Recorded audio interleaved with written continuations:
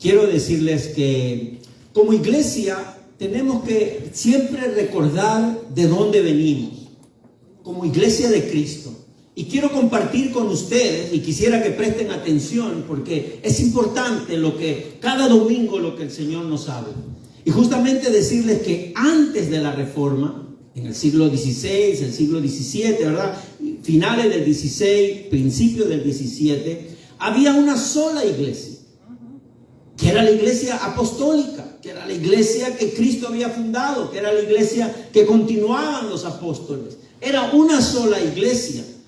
Y por lo tanto, esa iglesia comenzó a caer en el error, comenzó a caer en la herejía, comenzó a caer en la idolatría, comenzó a caer en las supersticiones. Una iglesia que más se enfocaba en las supersticiones, en las idolatrías, que una iglesia que realmente exaltaba a Cristo. Por eso que esta iglesia no debe dejar de exaltar a Cristo, porque la razón de que usted y yo nos llamemos cristianos es Jesucristo, el Señor y el único Señor. Pero también después de la Reforma, a partir de esos siglos XVI, XVII, allá en Europa, recuerden que todo eso estaba ocurriendo en Europa, mientras nuestros ancestros andaban desnudos, ¿verdad? Saltando de un lugar a otro, los taínos, los incas, los mayas, los aztecas, ¿verdad? Estaban en una civilización que no conocían a Jesucristo. Pero ya en Europa estaba todo ese movimiento, lo cual surgieron muchas iglesias. Y qué bueno que surjan muchas iglesias. Esa es la razón por la que Cristo trajo el Evangelio, para que expandiera la semilla alrededor del mundo. Entonces, como surgieron muchas iglesias, diversas iglesias, los grandes líderes de la Reforma se hicieron la pregunta. Y se plantearon realmente una cuestión, una pregunta que debe ser de gran interés. ¿Cuál de todas las iglesias es la verdadera? ¿Cuál de las distintas iglesias es la verdadera? Y la Reforma, los líderes de la Reforma, encontraron bajo los textos bíblicos, tras el estudio de las Sagradas Escrituras, Antiguo y Nuevo Testamento, identificaron 3 marcas importantes para determinar a la iglesia verdadera. Hoy nos debemos hacer la misma pregunta. ¿Cuál es la iglesia verdadera? Tenemos muchísimas iglesias en todo lugar, no solo en los Estados Unidos, sino en todo el mundo. Iglesias que proclaman a Cristo. Entonces, la Reforma encontró 3 marcas esenciales que distinguen a la verdadera iglesia. Marca número 1. La verdadera iglesia es aquella que predica la verdad de las palabras de Dios sin errores ni herejías. Esa es la primera marca. Una iglesia que predique la palabra de Dios sin errores ni herejías. En segundo lugar, como segunda marca, se dice que la iglesia verdadera es aquella iglesia que administra las 2 únicas ordenanzas que dejó Jesucristo. ¿Cuáles son? El bautismo y la Santa Cena. No hay otro sacramento, no hay otra ordenanza para que sea una marca de iglesia verdadera.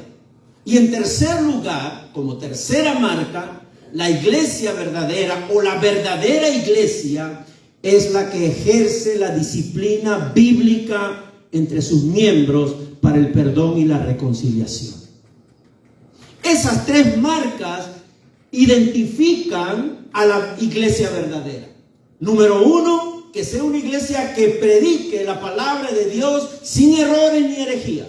Número 2, que sea la iglesia que administre, que celebre los 2 únicos sacramentos que ha dejado Jesucristo, el bautismo y la Santa Cena. Y como número 3, la iglesia verdadera es aquella que aplica la disciplina entre sus miembros para el perdón y la reconciliación. Si no hay esas 3 marcas, entonces podemos dudar de esa iglesia, si es verdadera o no es verdadera. Entonces nosotros debemos plantearnos esa misma pregunta.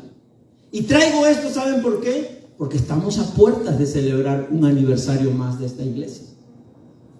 Y esta pregunta debe ser para todos nosotros en esta mañana. Debemos plantearnos esa misma pregunta. ¿Cuál de las distintas iglesias aquí en Ponciana es la verdadera iglesia? ¿Cuál es la verdadera iglesia? Otra vez, vamos a celebrar 14 años. El aniversario número 14. La iglesia sigue creciendo. La iglesia sigue recibiendo familias nuevas, sigue recibiendo hermanos nuevos en Cristo o personas que en su progreso de entendimiento conocen a Cristo y aceptan a Cristo como su Señor y Salvador. La pregunta es esta mañana, ¿cómo celebramos o cómo practicamos la tercera marca? ¿Cómo practicamos la tercera marca cuando se quebranta el amor en la iglesia? ¿Cómo practicamos la tercera marca cuando se rompe la unidad de la iglesia? ¿Cómo celebramos la tercera marca cuando el respeto entre los miembros de la iglesia se quebranta? ¿Qué haces como creyente ante esos hechos? ¿Cómo actúas ante esos hechos? ¿De qué serviría? ¿De qué serviría, mis hermanos? ¿De qué serviría que nuestra iglesia siga adelante cuando no se resuelven las discordias en la congregación? ¿De qué serviría que la iglesia siga avanzando cuando todavía hay enemistades? Cuando todavía hay ofensas o cuando todavía hay malos entendidos que pueden surgir en cualquier momento. En cualquier momento pueden surgir esos malos entendidos.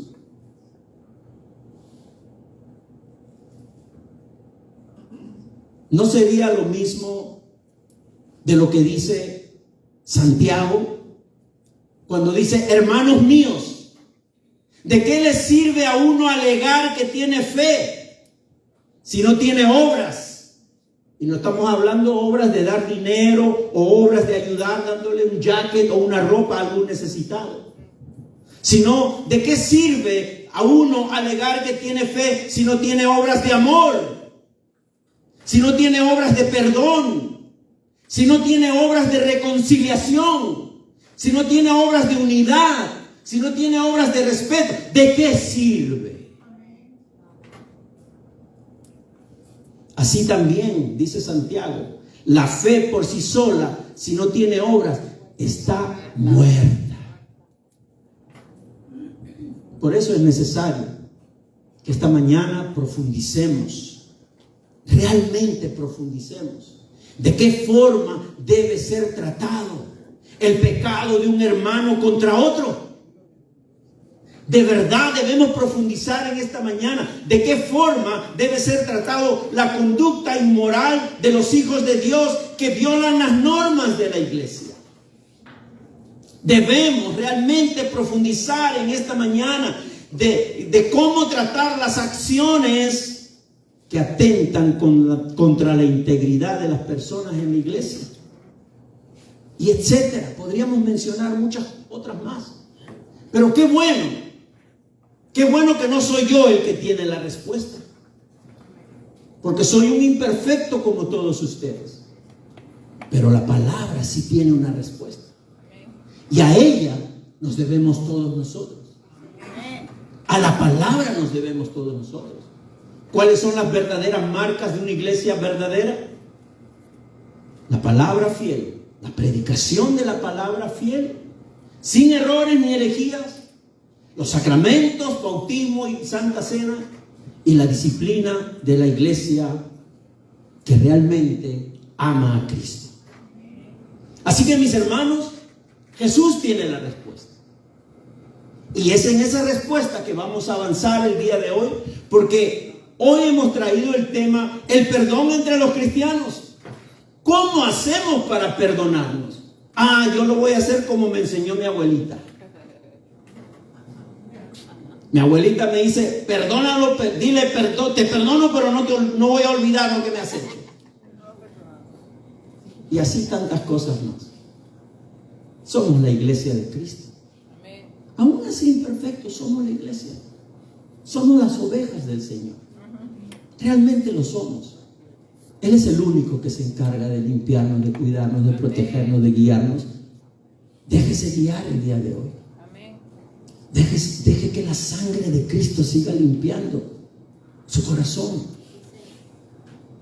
Y la palabra del día de hoy está basada en Mateo 18, porque es ahí donde Jesús nos habla sobre este tema de la tercera marca. Mis hermanos, lleven esas marcas consigo, porque ustedes son la iglesia. Lleven esa marca para que realmente exaltemos a Cristo y brillemos en medio de la oscuridad. Den un aplauso grande al Señor en esta mañana. Vamos a ponernos de pie. Vamos a ponernos de pie como reverencia delante del Señor para leer justamente lo que dice este pasaje en el capítulo 18 de Mateo, los versículos del 15 al 22. ¿Qué dice este pasaje? Dice: si tu hermano peca contra ti, ve a solas con él y hazle ver su falta. Si te hace caso, has ganado a tu hermano. Pero si no, lleva contigo a uno o dos más, para que todo asunto se resuelva mediante el testimonio de 2 o 3 testigos. Si se niega a hacerles caso a ellos, díselo a la iglesia. Y si incluso a la iglesia no le hace caso, trátalo como si fuera un incrédulo o un renegado. Les aseguro que todo lo que ustedes aten en la tierra quedará atado en el cielo, y todo lo que desaten en la tierra quedará desatado en el cielo. Además les digo que si 2 de ustedes en la tierra se ponen de acuerdo sobre cualquier cosa que pidan, les será concedida por mi Padre que está en el cielo. Porque donde 2 o 3 se reúnen en mi nombre, allí estoy yo en medio de ellos. Pedro se acercó a Jesús y le preguntó: Señor, ¿cuántas veces tengo que perdonar a mi hermano que peca contra mí? ¿Hasta 7 veces? No te digo que hasta 7 veces, sino hasta 77 veces, le contestó Jesús, palabra de Dios. Oremos, mis hermanos. Bendito Señor, gracias porque has hecho, Señor, de tus hijos desde los siglos XVI y XVII. Has puesto en ellos a través de tu Espíritu ese interés de poder ser esa iglesia verdadera, que realmente exalte tu nombre, que realmente, Señor, siga los pasos, siga caminando, representándote a ti en la tierra, en todo momento, alumbrando tu precioso evangelio sobre todos los hombres. Y creemos, Señor, y oramos que en esta mañana el Espíritu Santo obre la humildad en nuestros corazones. Y como miembros de esta iglesia, a la cual pertenecemos y amamos, porque tú nos has puesto en este lugar, permítenos, Señor, que manifestemos en todo momento lo que tú manifiestas sobre nosotros: el perdón, la reconciliación y el amor que cada día recibimos de ti. Que eso traspase, Señor, nuestros huesos, para que de la misma manera como tú lo haces con nosotros todos los días, perdonas, te reconcilias con nosotros y, Señor, nos amas y nos disciplinas. Ayúdanos, Señor, a hacer lo mismo entre hermanos de esta congregación. No solo para que la reconciliación reine en este lugar, sino también para que la santidad de tu cuerpo, que es la iglesia, permanezca en todo momento. Gracias te damos, Señor. Hemos orado en tu nombre, y que tu Espíritu Santo no nos suelte en esta mañana. No permitas que nada nos distraiga. Entregamos nuestra mente, nuestro corazón delante de ti, porque eres tú quien habla a través de este texto. Eres tú quien nos aconseja a través de este texto, y es a ti a quien queremos servir, obedecer y seguir. Gracias, Señor, en el nombre de Cristo Jesús. Amén. Amén. Tomen asiento, mis hermanos. Hemos leído este texto y de repente usted ha recordado varias cosas que allí se dice. Y por eso quiero decirles que el libro de Mateo, sobre todo el capítulo 18, es un capítulo que se divide en diferentes temas. Y uno de ellos trata sobre el llamado al perdón entre los miembros de la iglesia. Entonces, es ahí donde yo siempre aconsejo a los hermanos que tengan cuidado cuando lean los subtítulos. Porque el subtítulo, por ejemplo, de este pasaje, de los versículos del 15 al 22, dice, el hermano que peca contra ti. O en otras versiones dice, cómo se debe perdonar al hermano. Y ahí sí digo que acertaron. ¿Por qué? Porque muchas veces dentro de un capítulo los subtítulos nos llevan a dividir ese capítulo y nos hacen perder muchas cosas importantes, porque siendo una carta, por ejemplo, de Pablo, no podemos detenernos en un pedazo y solo quedarnos en un pedazo, sino tratar de leer toda la carta, a pesar de que tenga diversos temas. Pero aquí vemos que el subtítulo lo identifica como el hermano que peca contra ti, o como cómo se debe perdonar al hermano. ¿Qué título le pondría a usted? ¿Qué título le pondrías tú cuando lees este pasaje? Cuando te encuentras con el Señor, cuando realmente ves y oyes la voz del Señor, no a tu oído, pero a través de lo que lees, a través de lo que Jesucristo está hablando. ¿Qué subtítulo le pondrías? Bueno, les dejo eso como tarea en la casa.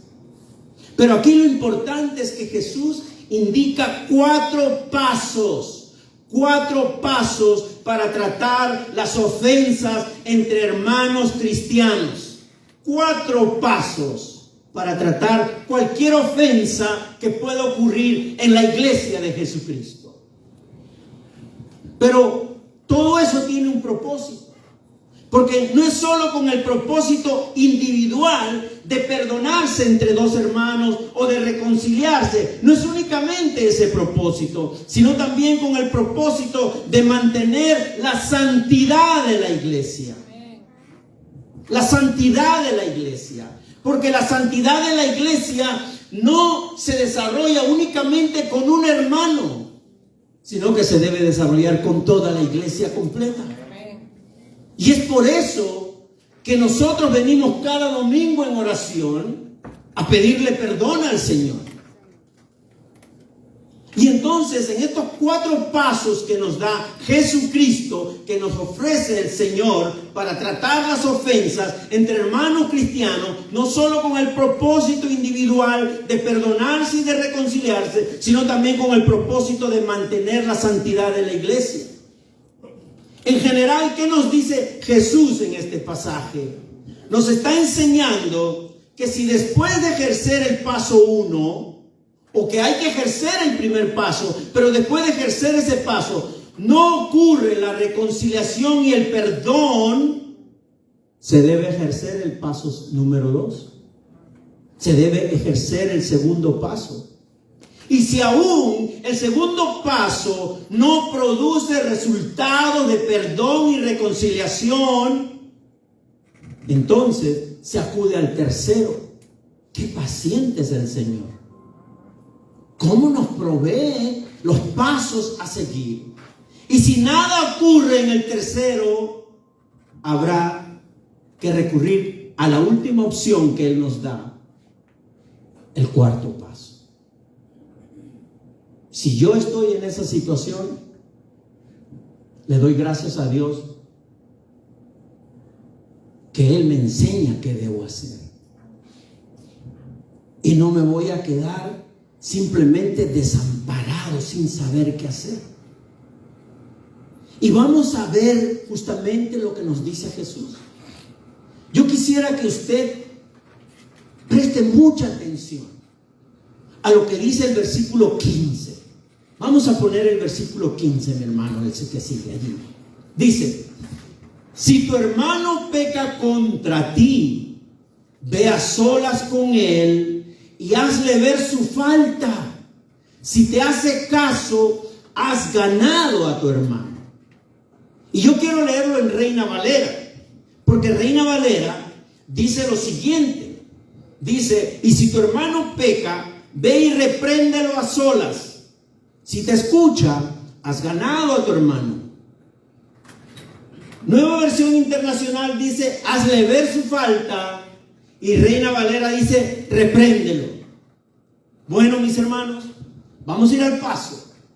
¿Qué dice el versículo 15? Que si un hermano ofende a otro, se aprovecha de él indebidamente, o piensa que su conducta fue ofensiva para ti, te calumnia, te agrede, etcétera, Jesús demanda que el ofendido vaya y reprenda al ofensor, pero a solas, en privado. Nadie tiene por qué saberlo. A solas, dice Jesús. ¿Y sabe lo lindo de esto, del primer paso? Es que Jesús asegura que dar el primer paso traerá ganancia.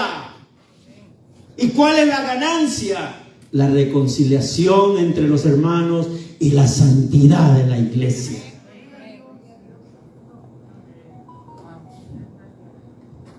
Pero acá hay algo más. ¿Cómo entendemos la palabra reprende? Porque normalmente pensamos que es una acción de confrontación violenta, alterada, fuera de lugar, con insultos y señalándose y culpándose uno al otro. No, mis hermanos.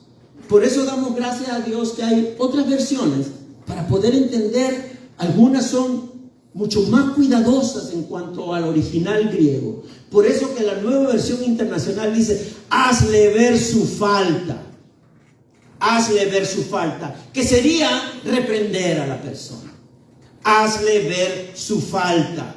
En ese contexto es hacerle ver la falta. Por lo tanto, el mandato de Jesús para mí es que si yo me siento ofendido, tengo que ir a hablar con esa persona sin violencia de palabras, como hermanos en Cristo, en el amor del Señor, con aquel a quien yo creo que es el ofensor, para hacerle ver su falta. Mis hermanos, yo no me quiero poner como ejemplo aquí, pero a mí me ha tocado acercarme a algunos hermanos y pedirles perdón, porque soy imperfecto y en algún momento he ofendido a alguien sin querer, de manera así, no deliberada, pero aún así he reconocido mi falta. Es más, he hecho algunas veces, he pedido perdón sin que yo haya cometido esa falta, porque por un malentendido la persona me llamó la atención, y está bien. Gloria a Dios por eso. Y eso ha permitido que más bien la relación se fortalezca más. Mis hermanos, mis hermanas, Jesús no dice que no hagas nada. Jesús no dice que te quedes quieto y que esperes que el otro dé el primer paso. Jesús no dice eso. De acuerdo al Señor, debo hacerlo personalmente, cara a cara y en privado. Por eso digo, no podemos hacer las cosas como nos aconsejaron nuestras abuelitas, con todo el respeto que se merecen. Si mi abuela me habla de acuerdo a la palabra, gloria a Dios. Cada uno tiene su pasado y a veces la naturaleza vieja sale a relucir antes que mi nueva criatura o que mi conversión en Cristo. Mis hermanos, De acuerdo al Señor, debo hacerlo personalmente, cara a cara y en privado. Yo les conté hace un tiempo atrás que había leído en una página de Facebook de una iglesia. Una iglesia tenía su página, así como la tenemos nosotros. En la página de Facebook, una hermana de esa congregación publicó que su esposo le había engañado con otra. Lo puso público. Y la hermana, en vez de aplicar el primer paso de acuerdo al modelo bíblico, prefirió resolver este hecho en Facebook. El primer paso para ella es resolverlo en Facebook. Y los hermanos de esa página, las hermanas en Cristo de esa página, tienen amigos y amigas y más amigos y más amigas, inconversos. Inmaduros, no conocen Mateo 18 del 15 al 22. Y estaban muy entusiastas de dar consejos. Estaban pero estaba explotando esa red social. Estaban pero súper envueltas y envueltos también, ¿verdad? Para ayudar, según ellos, a la situación. Muy entusiastas planteando soluciones. Una escribió: yo que tu hermana lo dejo.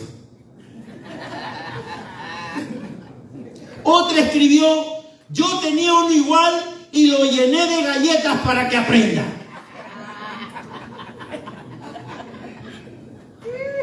Otra escribió: no te dejes, hermana, dile en el nombre de Jesús, lárgate de mi casa. Y luego otra más abajito escribe: amén, hermana, estamos contigo. Y ahí se metió uno que no era cristiano, pero era amigo de un miembro de la iglesia, y le pone: búscate otra hermana. Otra hermana respondió: sí, hermana, búscate otro, porque Dios no desampara a sus hijas. Y otra escribió, como decía nuestro hermano Gianni, ¿se acuerdan? Amén, amén, amén, amén, amén, amén, amén, amén, amén, amén, amén, amén. Todo se hizo público por no dar el primer paso. Y fue la vergüenza de la iglesia. Por eso, mis hermanos, cuando ocurra algo así, no debemos rechazar el mandato de Jesús. No es mi mandato. No es mi mandato. Es el mandato de Jesús. Ni tampoco debemos saltar el primer paso. Es un terrible error que no solo resulta en vergüenza pública para los involucrados, sino también para la iglesia entera. Puede crear confusión entre los nuevos creyentes, porque los nuevos creyentes esperan un lugar donde hay amor, unidad, respeto, realmente amor entre los hermanos, porque no lo tienen en sus casas. Pero la iglesia debe en todo momento demostrar el amor de Cristo, la unidad. Y si ocurre algo, la reconciliación, el perdón. Mis hermanos, Jesús asegura que dar el primer paso traerá ganancia. Si te hace caso, dice: has ganado a tu hermano. La reconciliación y la santidad vuelven a la vida de los hermanos y a la iglesia. Por eso yo oro, mis hermanos. Yo oro que en el Espíritu Santo sea quien doblegue nuestro orgullo. Sea quien doblegue, mis hermanos, ese resentimiento, esa rebeldía en estos casos, porque el modelo de Dios, aún en contra de nuestro orgullo, tiene una gran bendición. Es de bendición reconciliarse. Es de bendición perdonarse. Puedo asegurarles, mis hermanos, que el 99.9% de los problemas entre hermanos en las iglesias se resuelven en el primer paso, porque más de las veces son malos entendidos.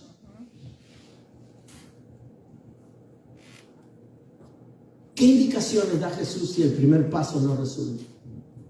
¿Qué indicaciones nos muestra el Señor Jesús en caso de que los involucrados se nieguen o rechacen dar el primer paso? ¿Cuál es la provisión que Cristo nos da? Versículo 16. Pero si no, dice Jesús, si no pasa nada en el primer paso, si rechazan, si se niegan, lleva contigo a uno o dos más, para que todo asunto se resuelva mediante el testimonio de 2 o 3 testigos. ¿Quién es el interesado en la reconciliación? Jesucristo el Señor. Pero si no, dice, y de verdad que es muy triste, cuando los involucrados, por un malentendido o una ofensa, toman la actitud de no dar el primer paso. Así como es preocupante que aún dando el primer paso se nieguen al perdón y a la reconciliación y tomen una actitud de enemistad. Es muy triste. ¿Cómo se siente usted cuando eso ocurre? ¿Cómo se siente usted cuando eso ocurre en su casa? ¿Cómo nos sentimos nosotros si en algún momento ocurriría en este lugar? ¿Realmente nos sentimos tristes? ¿Realmente nos afecta? A mí me afecta, y mucho, que me hace sentir a veces que de nada vale la pena estar aquí en el púlpito abriendo las Sagradas Escrituras cuando no hay realmente un oído humilde entregado a las cosas del Señor. Mis hermanos, cuando eso llegue a ocurrir, Jesús provee como paso 2 la participación de 2 o más testigos, cristianos maduros, para que los implicados entiendan que hay que reconciliarse y evitar que se haga público. Los testigos que menciona el versículo 16 son para nuestra iglesia el pastor y los ancianos de la iglesia.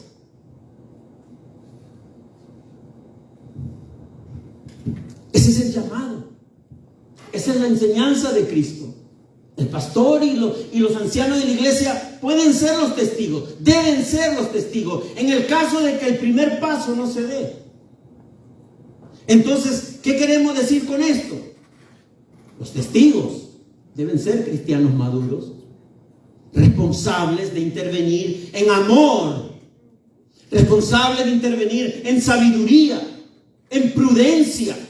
¿Para qué? Para ayudar a las partes a la solución. De repente, no sé si usted ha participado en otras iglesias donde la disciplina sea distinta cuando ocurren situaciones como esta. Pero aquí debemos siempre hacer las cosas como el Señor manda en su palabra. Si tiene que ser necesario ejercer el paso número 2, los implicados por fin decidan dejar resuelto el problema, ya no necesitamos continuar. Sin embargo, parece que Jesucristo, por eso que me sorprende el Señor todo el tiempo, parece que Jesucristo en su sabiduría conoce que algunos todavía están atados a la rebeldía. Parece que Jesucristo en su sabiduría conoce que algunos todavía están atados a su orgullo. Parece que Jesucristo en su sabiduría conoce que algunos todavía están atados a su vieja naturaleza. Observe lo que dice el versículo 17. Si se niega a hacerles caso a ellos, díselo a la iglesia. Y si incluso a la iglesia no le hace caso, trátalo como si fuera un incrédulo o un renegado. Y Reina Valera dice: y si rehúsa escucharlos, dilo a la iglesia. Y si también rehúsa escuchar a la iglesia, sea para ti como el gentil y el recaudador de impuestos. Palabras de Jesucristo. Mis hermanos, Si se niega no solo a la reconciliación a causa del primer paso, también se niega al pedido de los testigos en el segundo paso. Pero lo que es peor, incluso se niega a la exhortación de la congregación, alargando el dolor, alargando la tristeza, afectando todo el cuerpo que es la iglesia.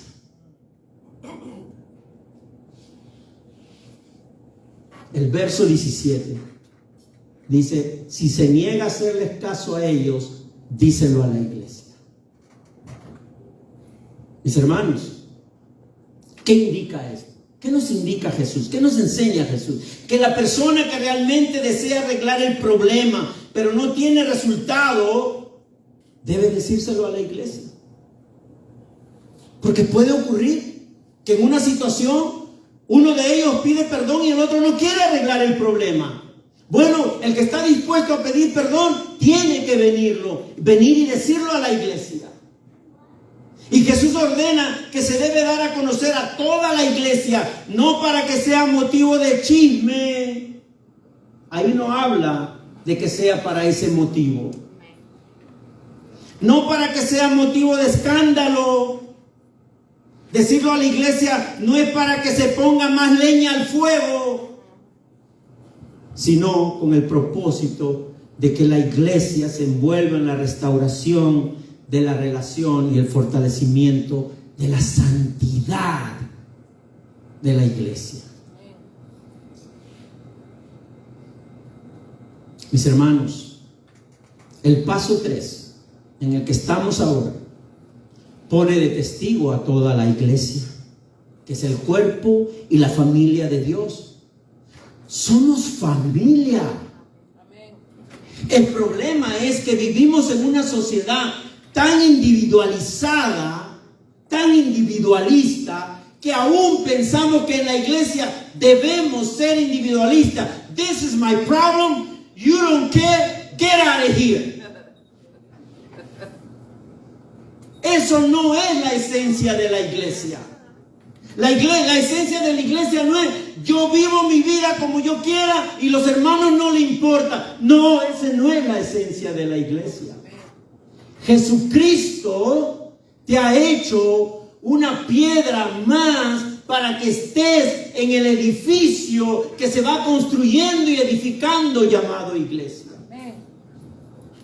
Eres un cordero del Señor, del rebaño del Señor. No eres un cordero para hacer tu propio rebaño aislado e individual. La iglesia verdadera es la familia de Dios. Por eso nos llamamos hermanos. Porque tenemos una unidad, una unión espiritual de una nueva esencia. Y lo que vivimos aquí, mi hermano, mi hermana, si vivimos de repente en una situación individualista, ¿sabe una cosa? Usted va a sufrir en el reino de Dios, porque ahí nadie es individualista. Es más, allá no somos ni esposo, no somos nada de cuestión de esposo, ni suegro, ni tío, ni hermano. Ahí seremos todos hijos de Dios y exaltaremos al Señor por la eternidad. Porque somos su familia. Cristo es la cabeza y nosotros el cuerpo. El día que entendamos que somos una familia, de seguro que evitaremos hacer todas estas cosas que el Señor nos advierte. El llamado de Jesús para la iglesia, mis hermanos, en el tercer paso, es decírselo a la iglesia.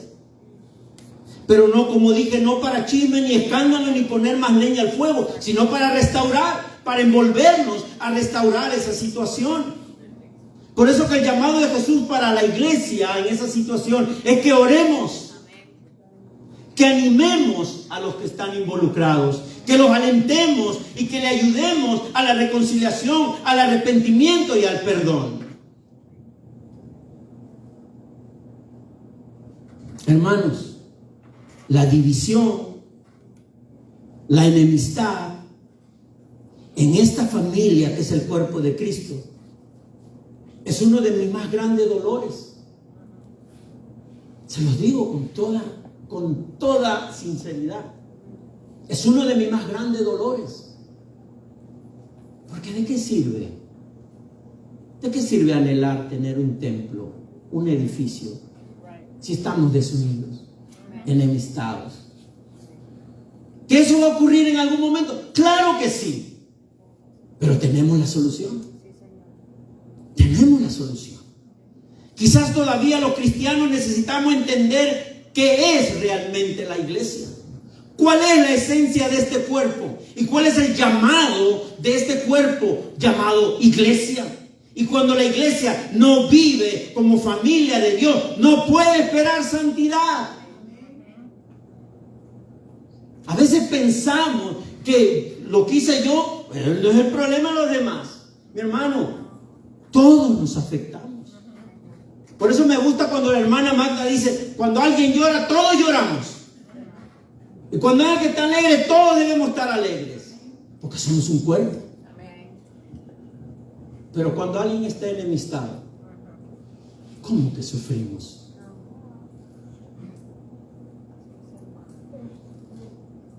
Versículo 17, la sección B.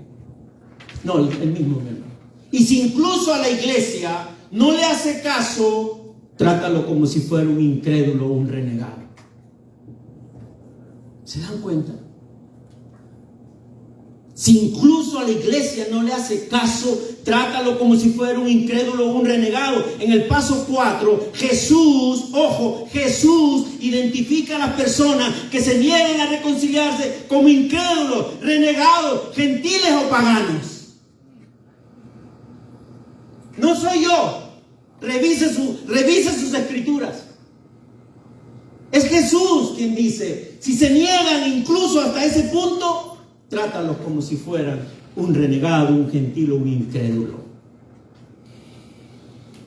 Para la Biblia, ¿qué somos?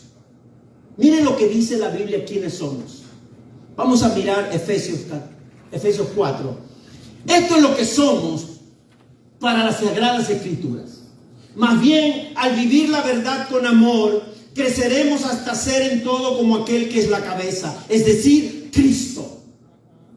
Por su acción todo el cuerpo crece y se edifica en amor, sostenido y ajustado por todos los ligamentos, según la actividad propia de cada miembro. ¿Qué somos realmente? Somos un grupo que debemos amarnos, vivir la verdad con amor, crecer hasta ser todo como aquel que es la cabeza, que es Cristo. Eso es lo que somos. Así nos ve el Señor, así nos identifica el Señor. Pero cuando ocurre algo como una enemistad, o como una ofensa, o como un malentendido, o como simplemente una situación que se puede arreglar, pero se niegan a arreglarlo, entonces ahí el Señor nos identifica como gentiles, como paganos, como incrédulos. ¿De qué sirve que yo diga que soy cristiano cuando es el Señor que me identifica como un pagano, como un incrédulo, porque me niego a reconciliarme? ¿Qué dice 1 Corintios 12? A fin de que no haya división en el cuerpo, sino que sus miembros se preocupen por igual unos por otros. Eso es lo que somos para las Sagradas Escrituras.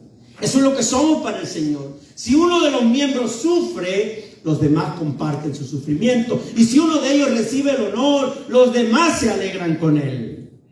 Parece que es su pasaje favorito de nuestra hermana Marta. Eso somos. Eso debería ocurrir.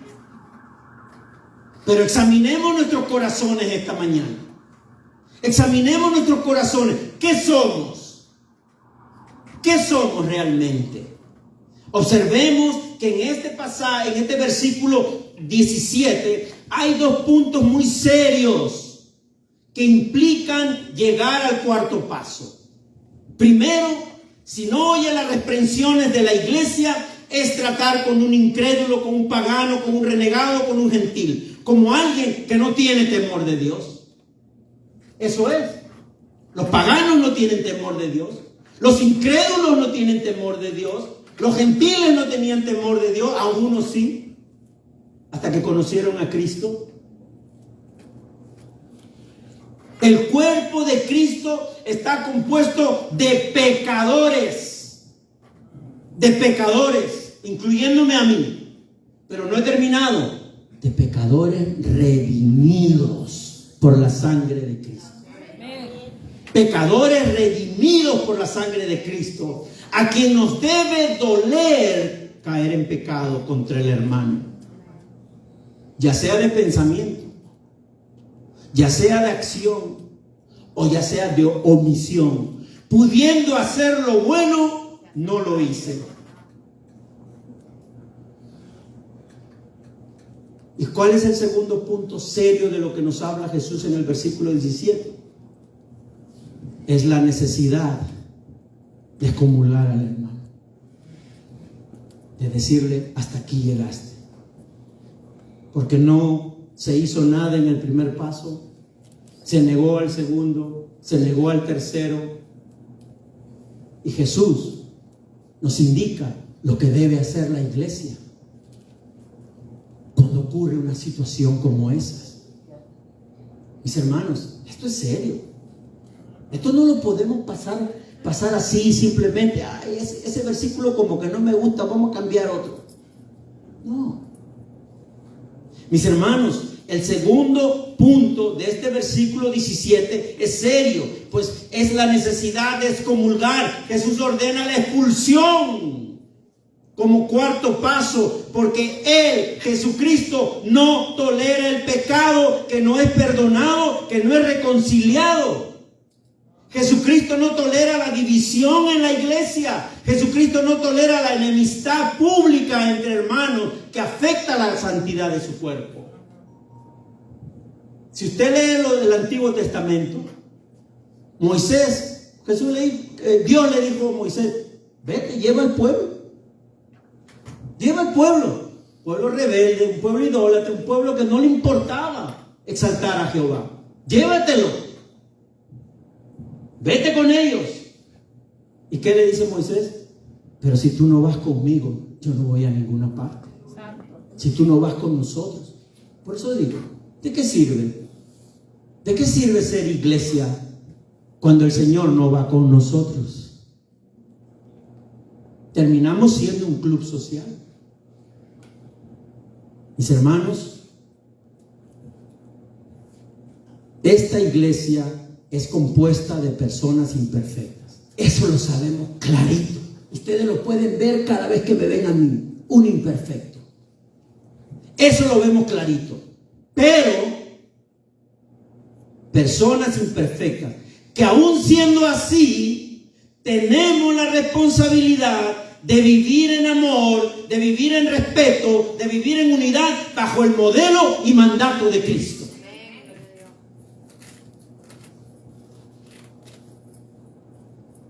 Aquí hay personas que son testigos que yo en algún momento dije algo indebido y he pedido disculpas. Verso 18 hasta el 20. ¿Qué dice? Les aseguro que todo lo que ustedes aten en la tierra quedará atado en el cielo, y todo lo que desaten en la tierra quedará desatado en el cielo. Además les digo que si dos de ustedes en la tierra se ponen de acuerdo sobre cualquier cosa que pidan, les será concedida por mi Padre que está en el cielo. Porque donde dos o tres se reúnen en mi nombre, allí estoy yo en medio de ellos.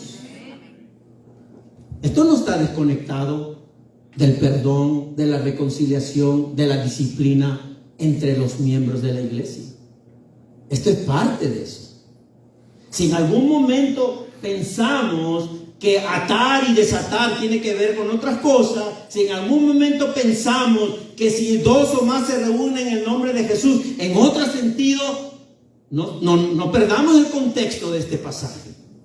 Porque aquí el contexto es claro. Tomen en cuenta el contexto bíblico y correcto. Aquí no se está hablando de desatar literalmente demonios o posesiones demoníacas de las personas. Aquí no se está hablando de eso. Sino que se refiere a que cualquier cosa que la iglesia ate, que quiere decir que discipline en amor, o cualquier cosa que desate, quiere decir que promueva el perdón, reconciliación y bendición aquí en la tierra, de la misma manera será atado o desatado en los cielos. De la misma manera. Por lo tanto, lo que hagamos aquí en la tierra como iglesia, también será hecho en el cielo. Por parte del Padre, del Hijo y del Espíritu Santo. Mis hermanos, la iglesia tiene esa autoridad. Y mientras actúe de acuerdo a la palabra, será respaldada por Dios desde los cielos.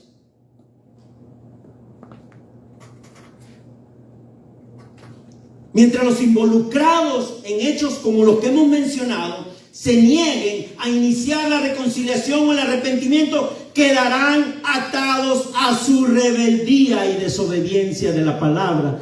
Y eso es pecado.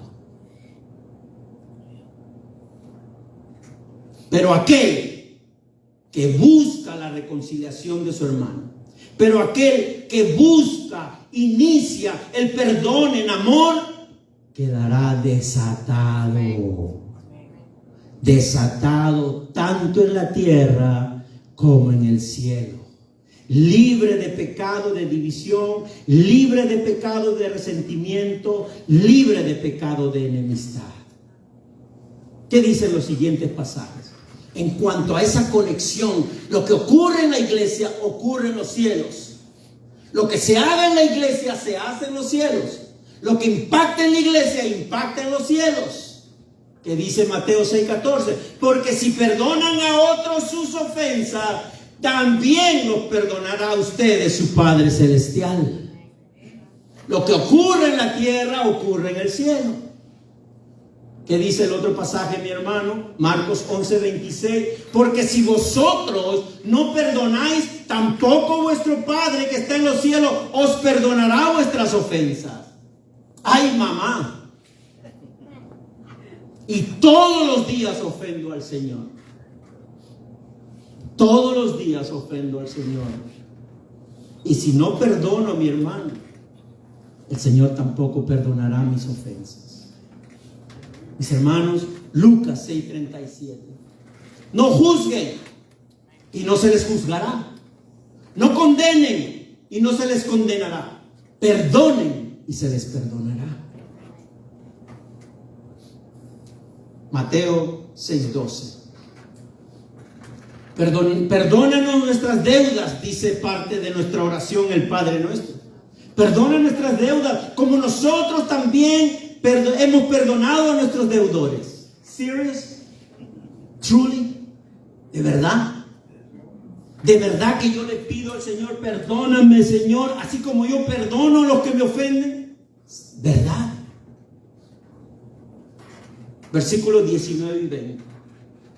Además les digo que si dos de ustedes en la tierra se ponen de acuerdo sobre cualquier cosa que pidan, les será concedido por mi Padre que está en el cielo. Porque donde 2 o 3 se reúnen en mi nombre, allí estoy yo en medio de ellos. Cuando los involucrados en humildad, en amor cristiano, buscan la reconciliación y el perdón aquí en la tierra, asimismo les será hecho y aprobado por el Padre en los cielos.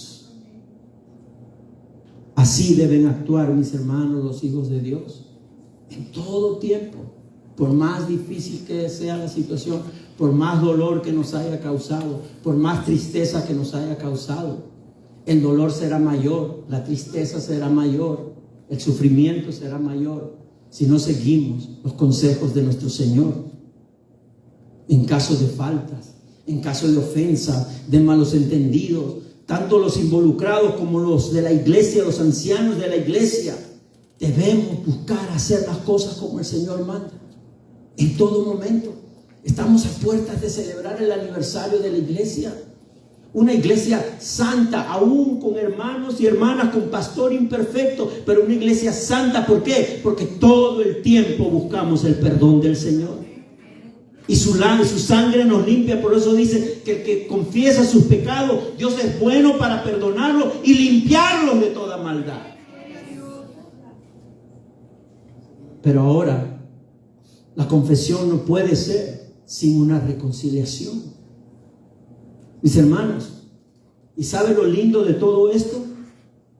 Es que Jesús dice, yo voy a estar ahí. Yo voy a estar ahí. Cuando tu corazón se presenta de manera humilde, en amor, en reconciliación, en paz y en perdón, porque somos hermanos en Cristo. No importa lo que dijiste, no importa lo que pasó, lo único que importa es que el amor del Señor debe embargar nuestras vidas. Ahí el Señor estará presente. Él asegura que su presencia está allí.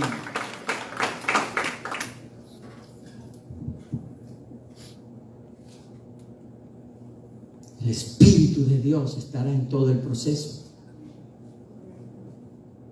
¿Y sabe lo importante de todo esto? Que fue un discípulo del Señor a quien el Señor le estaba hablando. Pedro. Leamos los versículos 21 y 22.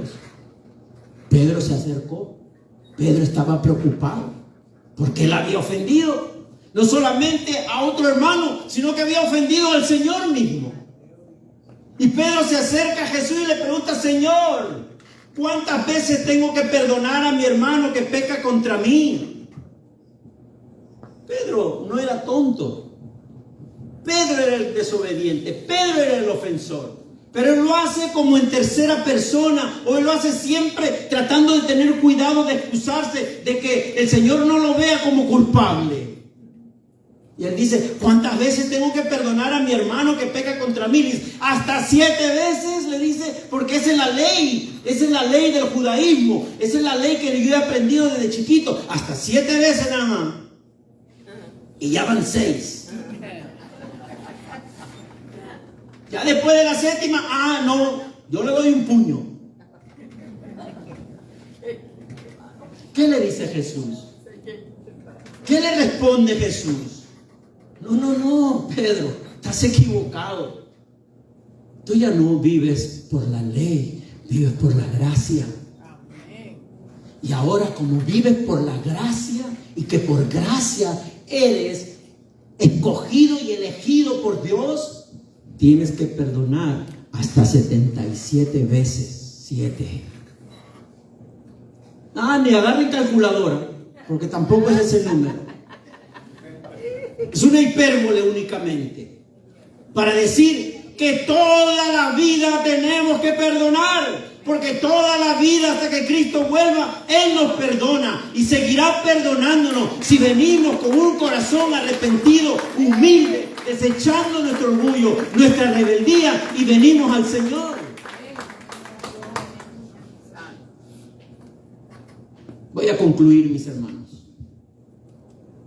porque parece que en estos versículos uno de los envueltos era Pedro. Y Jesús le indica a Pedro que el fin de la vida de la iglesia, el propósito de ser iglesia, el propósito de estar aquí unidos todos juntos cada domingo, el propósito es proclamar el amor, el perdón y la restauración constante entre todos los hermanos. Ese es el propósito.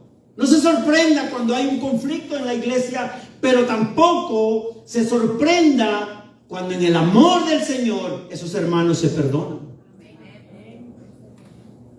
Cuando la prioridad de la iglesia es solo crecer y crecer y crecer en número, llenar silla, se corre el riesgo de no ejercer la disciplina para que los hermanos no se molesten. Cuidado. Muchos cristianos podrían cuestionar, ¿quién eres tú para que me corrijas? ¿Quién eres tú para que me corrijas? Para que me disciplines. Reclaman que solo Dios tiene la autoridad para llamarle la atención. Ni el pastor ni los hermanos me pueden decir nada. Solo Dios puede disciplinarme. Solo Dios me puede llamar la atención. Pero le podemos preguntar, ¿y cómo lo hace Dios? Muéstranos, si tú dices que solo Dios tiene la autoridad, ¿cómo lo hace? Y yo aquí quiero traer un ejemplo para que quede todo esto claro. ¿Creen ustedes, padres de familia, creen ustedes que Dios tiene la autoridad para disciplinar a sus hijos? Claro que sí, claro que sí. Sabemos que Dios tiene la autoridad para disciplinar a nuestros hijos, pero Dios lo puso a usted como padre, como madre, para ejercer la disciplina. Dios es espíritu. Qué bueno decir, no, solo Dios me tiene que llamar la atención. ¿Y cómo lo hace? A través de su palabra. Dios lo ha puesto a usted como padre, como madre, para justamente disciplinar a sus hijos en amor cuando sea necesario.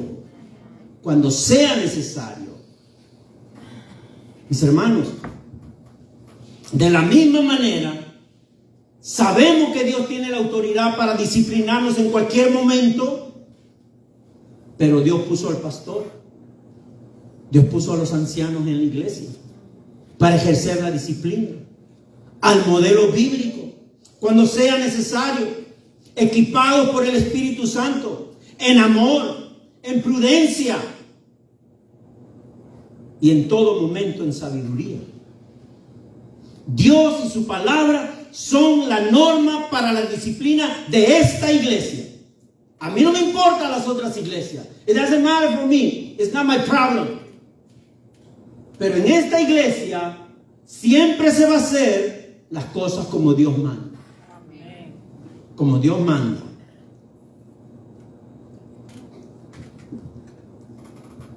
Hagámonos más preguntas. Mis hermanos,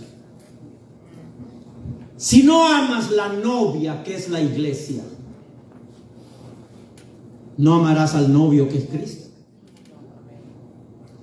Si la iglesia es la novia de Cristo y no amas a la novia que es la iglesia, ¿cómo amarás al novio que es Cristo? Si no amas al cuerpo espiritual que somos tus hermanos, tampoco amas a Cristo que es la cabeza del cuerpo. ¿Qué veo hoy aquí yo? Yo veo una familia. Amén. Somos hermanos en Cristo. Y yo no soy el papá. Soy el pastor. Pero somos una familia. Y la cabeza es Jesucristo. Y como yo veo en esta mañana, mis hermanos, una familia, yo quiero decirles en esta mañana con todo mi corazón que como familia debemos reconocer que nunca faltarán malos entendidos, que nunca faltarán faltas en este lugar. No deberían ocurrir, no deberían pasar, pero somos imperfectos. Pero cuando ocurran, debemos mirar a Cristo. Debemos mirar a Cristo, someternos a su mandato que trae arrepentimiento, perdón y reconciliación. ¿Qué nos dice su evangelio? ¿Qué nos dice su palabra? El que sigue, mi hermano. Por lo tanto, como escogidos de Dios, santos y amados, revístanse de afecto entrañable, de bondad. Revistámonos de bondad. Revistámonos de humildad, revistámonos de amabilidad, revistámonos de paciencia, de modo que nos toleremos unos a otros y se perdonen si alguno tiene queja contra otro. Así como el Señor los perdonó, perdonen también ustedes. ¿Qué dice Segunda de Crónicas 7, 14, 16? Si mi pueblo, dice el Señor, así dice Jehová, si mi pueblo que lleva mi nombre se humilla y ora y me busca y abandona su mala conducta, yo lo escucharé desde el cielo, perdonaré su pecado y restauraré su tierra. Mantendré abiertos mis ojos y atentos mis oídos a las oraciones que se eleven en este lugar. Desde ahora y para siempre escojo y consagro este templo para habitar en él. Mis ojos y mi corazón siempre estarán allí, dice Jehová. Siempre estarán allí. ¿Usted quiere que la presencia de Jehová esté aquí? Mi hermano, mi hermana, tome este pasaje como suyo. Proverbios 17:9. El que perdona la ofensa cultiva el amor. El que insiste en la ofensa divide a los amigos. Aplíquelo en su hogar también. Para Jesucristo el perdón, la reconciliación y la disciplina en amor es crucial para mantener el buen testimonio de su cuerpo, que es la iglesia, y en particular esta iglesia llamada Comunidad de Fe, a la cual pertenecemos y amamos. No amamos un nombre, no amamos el nombre Comunidad de Fe, amamos la iglesia Comunidad de Fe. Y la iglesia Comunidad de Fe somos todos nosotros. Mi hermano, mi hermana, yo sé que en algunas cosas, en algunas faltas, se causa un dolor. Hay un dolor realmente, como una herida abierta. Y esa es la que tenía Jonás. Jonás tenía una herida abierta. Y por eso Jonás se negaba que la misericordia de Dios esté en el pueblo de Nínive. Porque él tenía una herida abierta. ¿Y por qué era esa herida? Porque sabemos, tras relatos históricos, que Jonás desde pequeño vio de repente a sus padres ser asesinados por parte de los asirios. Quizás cortados la cabeza, quizás torturados de la manera más cruel que pueda haber. Y eso causa dolor.